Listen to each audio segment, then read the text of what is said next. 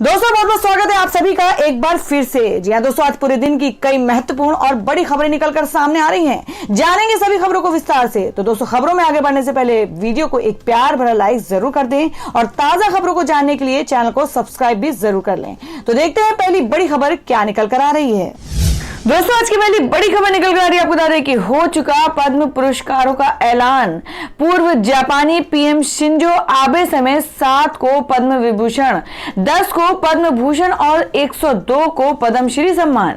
जी आपको बता दें कि गणतंत्र दिवस के मौके पर दिए जाने वाले पद्म पुरस्कारों का ऐलान कर दिया गया है। इस बार 7 हस्तियों को पद्म विभूषण, 10 को पद्म भूषण और 102 को पद्मश्री पुरस्कार देने की घोषणा की गई है। 16 हस्तियों को पद्म पुरस्कार मरणोपरांत प्रदान करने का ऐलान किया गया है। देश का दूसरा सर्वोच्च नागरिक पुरस्कार पद्म विभूषण पाने वालों में जापान के सबसे लंबे समय तक प्रधानमंत्री रहे शिंजो एबे और पार्श्व गायक एसपी बाला सुब्रमण्यम मरणोपरांत का भी नाम है। वहीं असम के पूर्व मुख्यमंत्री तरुण गोगोई मरणोपरांत, पूर्व केंद्रीय मंत्री रामविलास पासवान मरणोपरांत और पूर्व लोकसभा स्पीकर सुमित्रा महाजन को पद्म भूषण से नवाजा जाएगा।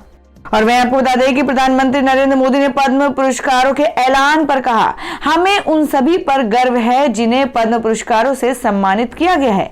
भारत राष्ट्र और मानवता के लिए उनके योगदान को स्वीकार करता है। जीवन के विभिन्न क्षेत्रों के ये असाधारण व्यक्ति दूसरों के जीवन में गुणात्मक परिवर्तन लाए हैं। और दोस्तों, में अगली खबर निकल कर आ रही है कि टिकटॉक पर भारत में हमेशा के लिए लगेगी पाबंदी। 58 दूसरे चीनी मोबाइल ऐप्स पर भी रहेगी स्थायी रोक। जी हां, आपको बता दें कि सूचना व प्रौद्योगिकी मंत्रालय ने टिकटॉक समेत चीन के 59 मोबाइल ऐप्स पर भारत में स्थायी प्रतिबंध लगाने का नोटिस जारी किया है। मामले से जुड़े एक अधिकारी ने बताया कि केंद्र सरकार चीनी ऐप्स कंपनियों की ओर से दिए गए स्पष्टीकरण से संतुष्ट नहीं है, इसलिए इन 59 ऐप्स को भारत में हमेशा के लिए बंद करने का फैसला लिया जा रहा है। चीनी ऐप्स पर स्थायी पाबंदी के मामले से जुड़े अधिकारियों ने बताया कि नोटिस पिछले सप्ताह जारी कर दिया गया था। केंद्रीय सूचना व प्रौद्योगिकी मंत्रालय ने जून 2020 में ही इन 59 ऐप्स पर पाबंदी लगा दी थी। इनमें अलीबाबा का यूजी ब्राउजर और टेंसेंट का वीचेस ऐप भी शामिल था। केंद्र सरकार ने देश की संप्रभुता और अखंडता के साथ सुरक्षा को खतरा बताते हुए इन ऐप्स पर पाबंदी लगाई थी। इसके बाद केंद्र सरकार ने स्थायी पाबंदी लगाने से पहले इन कंपनियों को अपना पक्ष रखने का एक मौका दिया था। और दोस्तों, में अगली खबर निकल कर आ रही है। आपको बता दें कि यस बैंक के फाउंडर की मुश्किलें नहीं हो रही हैं कम। कोर्ट ने खारिज की जमानत याचिका। अभी जेल से नहीं छूटेंगे राणा कपूर। जी हां, बात कर रहे हैं कि डूबने की कगार से दिसंबर 2020 तिमाही के दौरान मुनाफे में लौटे निजी क्षेत्र के यस बैंक के संस्थापक राणा कपूर की मुसीबतें बढ़ती ही जा रही हैं। अब बॉम्बे हाई कोर्ट ने मनी लॉन्ड्रिंग मामले में उनकी जमानत याचिका खारिज कर दी है। फिलहाल राणा कपूर मुंबई के तलोजा जेल में बंद है।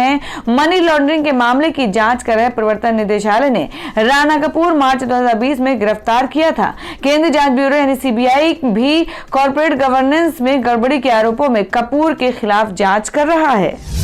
और दोस्तों, अगली खबर बता दें कि क्या नेपाल फिर बन सकता है हिंदू राष्ट्र। कम्युनिस्ट पीएम ओली ने पहली बार की पशुपतिनाथ मंदिर में पूजा। जी हां, आपको बता दें कि नेपाल के कार्यकारी प्रधानमंत्री केपी शर्मा ओली ने सोमवार को सुबह सुबह काठमांडू के प्रसिद्ध भगवान पशुपतिनाथ मंदिर में पहुंचकर सबको चौंका दिया। नेपाल के पीएम के तौर पर यह उनका दूसरा कार्यकाल है और वह इससे पहले 3 साल में कभी भी पशुपतिनाथ मंदिर में पूजा अर्चना करने के लिए नहीं आए थे।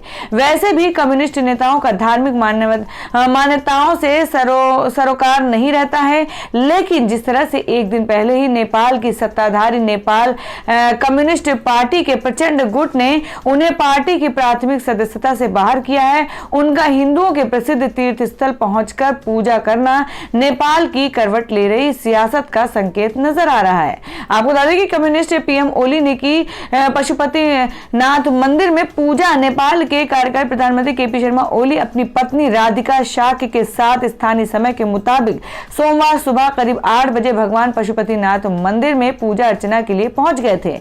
पशुपतिनाथ एरिया डेवलपमेंट ट्रस्ट के अधिकारियों के मुताबिक इस मौके पर पीएम ओली ने विश्व शांति और राष्ट्र कल्याण के लिए 1,25,000 दिए जलाए। इस मौके पर ओली के साथ उनके कैबिनेट के सदस्य और संस्कृति, पर्यटन और नागरिक उड्डयन मंत्री भानु भक्त धकल भी मौजूद थे। तो दोस्तों, खबरों में आगे बढ़ने से पहले जान लेते हैं आज के माइंड के उसके सवाल को। आज का सवाल है, आपको बताना है कि मुगल शासक औरंगजेब के पिता का क्या नाम था।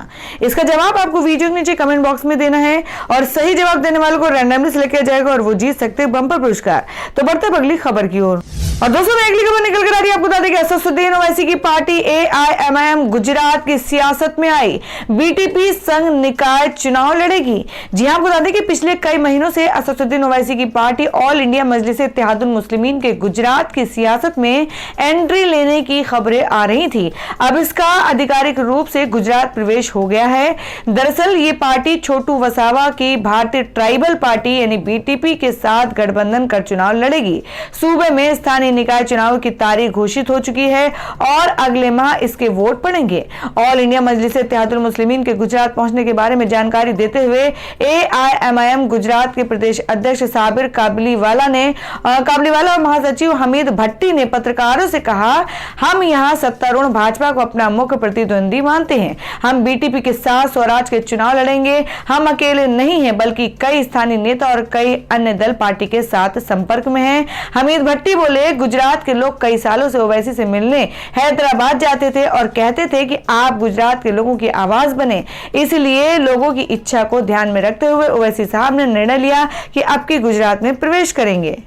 और दोस्तों, अगली खबर आ रही है पश्चिम बंगाल से। जी हां, आपको बता दें कि ममता बनर्जी का पलटवार। कहा, मेरा अपमान कर सकती है BJP लेकिन बंगाल का अपमान सहन नहीं करूंगी। जी हां, आपको बता दें कि पश्चिम बंगाल की मुख्यमंत्री ममता बनर्जी ने विक्टोरिया मेमोरियल की घटना को लेकर निशाना साधा है। उन्होंने कहा कि BJP मेरा अपमान कर सकती है लेकिन बंगाल का अपमान बर्दाश्त नहीं किया जाएगा। ममता बनर्जी ने BJP को फर्जी पार्टी कहते हुए बंगाल के लोगों से कहा कि वे BJP से पैसे ले ले मगर चुनाव के दौरान मतदान केंद्र पर जाकर तृणमूल कांग्रेस को ही वोट करे। उन्होंने कहा कि BJP तुम्हें पैसे का लालच दे सकती है। अगर वे ऐसा करते हैं तो आप पैसे ले लीजिएगा लेकिन वोट हमें ही दीजिएगा। BJP पूरी तरह से फर्जी पार्टी है। वे मेरा अपमान कर सकते हैं लेकिन मैं बंगाल का अपमान बर्दाश्त नहीं करूंगी। BJP खुद BJP का सम्मान नहीं करती है।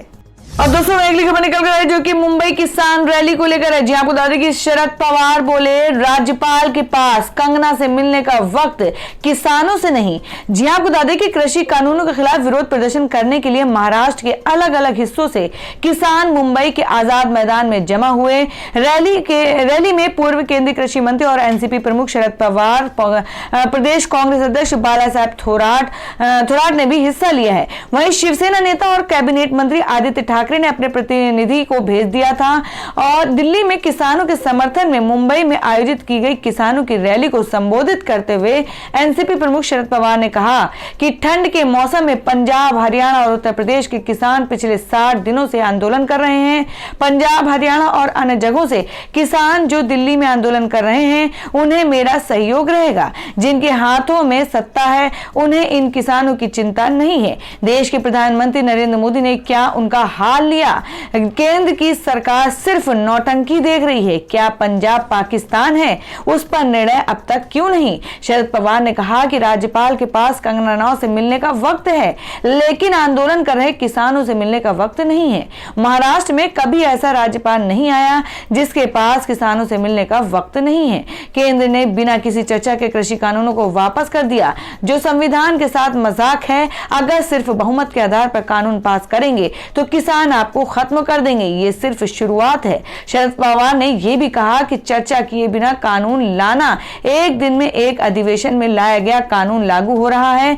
कृषि बिल को लेकर हमारे काल में जो चर्चा हुई वो पूरी नहीं हुई थी। उन्होंने कहा, गुलाम नबी आजाद सहित कई लोगों ने कहा था कि इस कानून पर हमें विस्तार से चर्चा करनी है लेकिन सरकार ने कहा था कि आज के आज ये लागू होगा।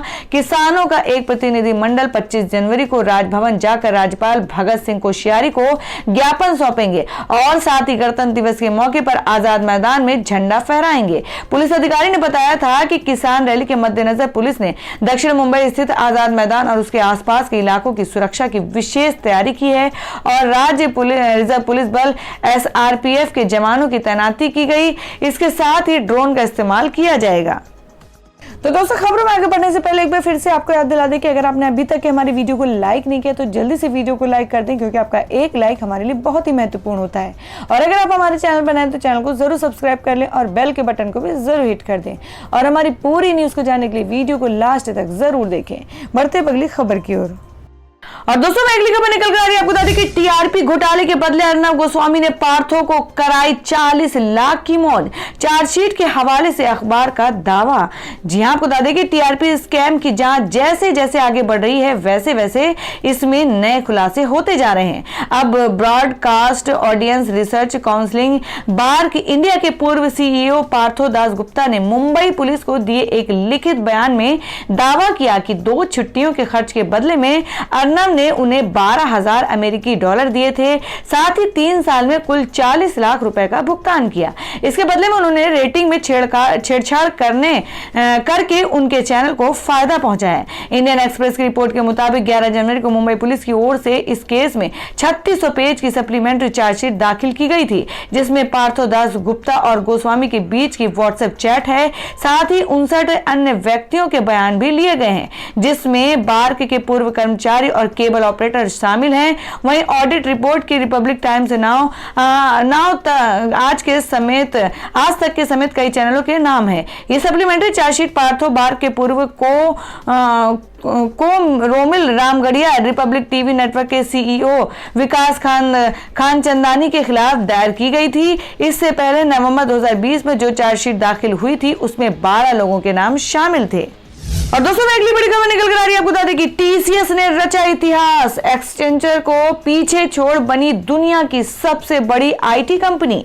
जी हम बात कर रहे हैं टाटा ग्रुप की flagship firm Tata consultancy services TCS दुनिया की सबसे ज्यादा वैल्यू वाली सॉफ्टवेयर कंपनी बन गई है। टीसीएस ने सोमवार को एक्सचेंजर को पीछे छोड़ते हुए ये मुकाम हासिल किया है। टीसीएस का मार्केट कैप 169.9 अरब डॉलर, करीब 12 करोड़ 43 लाख 540.29 करोड़ रुपए को पार कर गया है। पिछले साल अक्टूबर में भी एक ऐसा मौका रहा जब भारत की इस दिग्गज आईटी कंपनी ने एक्सचेंजर को सबसे ज्यादा मार्केट कैप वाली सॉफ्टवेयर कंपनी के मामले में पीछे छोड़ा था। रिलायंस इंडस्ट्रीज के बाद भारत में 12 लाख करोड़ से ज्यादा का मार्केट कैप का प्रतिमान बनाने वाली कंपनी का रिकॉर्ड भी टीसीएस के नाम है।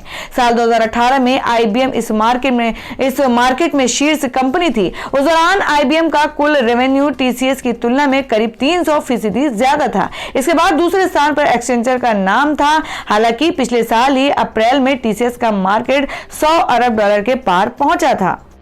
और दोस्तों अगली खबर में बता दें क्या है देश भर में सोने और चांदी का ताजा भाव। जी आपको बता दें कि हफ्ते के पहले दिन ही धड़ाम हो गया सोना, चांदी चमकी, जाने कितना सस्ता हुआ गोल्ड। जी आपको बता दें कि सोने चांदी की कीमत में उठापटक का दौर जारी है। सोने की कीमत में एक बार फिर से नरमी देखने को मिली है। हफ्ते के पहले कारोबारी दिन ही सोना लुढ़क गया। हालांकि चांदी की कीमत में चमक आई और चांदी का भाव तेजी की ओर बढ़ गया। देश भर के सराफा बाजारों में सोमवार को 24 कैरेट शुद्धता वाले सोने का हाजिर भाव 24 कैरेट गोल्ड रेट में गिरावट आई और ये गिरावट 49,186 रुपए प्रति 10 ग्राम पर पहुंच गया। जबकि शुक्रवार को सोने का भाव 49,420 रुपए ट्रेंड कर रहा था। आपको बता दें कि सोने की कीमत में सोमवार को बड़ी गिरावट देखने को मिली। सोने के वायदा भाव में 182 रुपए तक की गिरावट आई है। सोने के फ्यूचर रेट में बड़ी नरमी देखने को मिली और एमसीएक्स पर 5 फरवरी डिलीवरी वाले सोने की कीमत में 0.37% की गिरावट आई और सोना मिलकर 48,958 रुपए प्रति 10 ग्राम पर ट्रेंड कर रहा है। वहीं अप्रैल डिलीवरी वाले सोने के वायदे कीमत में 0.36% की गिरावट आई। और अब अगली खबर में जान लेते हैं क्या है देश भर में मौसम के ताजा हालात। आपको बता दें कि शीतलहर की चपेट में उत्तर भारत, अगले 3-4 दिनों तक राहत नहीं, मौसम विभाग ने जारी की है चेतावनी। आपको बता दें कि उत्तर भारत के लोगों पर ठंड का कहर बनकर बरस रही है। मौसम विभाग ने अगले कुछ दिन में उत्तर और मध्य भारत में कड़ाके की ठंड का एक नया दौर शुरू होने का अनुमान जताया है। मौसम विभाग के अधिकारी ने कहा है कि शुक्रवार तक तापमान में 4 डिग्री सेल्सियस गिरावट का अनुमान है। पश्चिमी विक्षोभ के जम्मू कश्मीर से उत्तर पूर्व की ओर बढ़ने से 25 जनवरी से शुष्क उत्तर पश्चिमी हवाएं जोर पकड़ने लगेंगी। अगले 3-4 दिन तक उत्तर भारत के मैदानी इलाकों और इससे लगे मध्य तथा पश्चिमी भारत के हिस्सों में इनका प्रभाव बना रहेगा। तो दोस्तों ये थी अब तक की सभी बड़ी खबरों की अपडेट्स। टुडे ब्रेकिंग न्यूज और लेटेस्ट खबरों को देखने के लिए हमारे चैनल को सब्सक्राइब जरूर कर लें, वीडियो को लाइक और शेयर भी जरूर कर दें अपने दोस्तों और रिलेटिव्स के साथ। तो दोस्तों फिर मिलेंगे काम की खबरों और सरकारी योजनाओं की एक और नई वीडियो के साथ। तब तक के लिए धन्यवाद दोस्तों।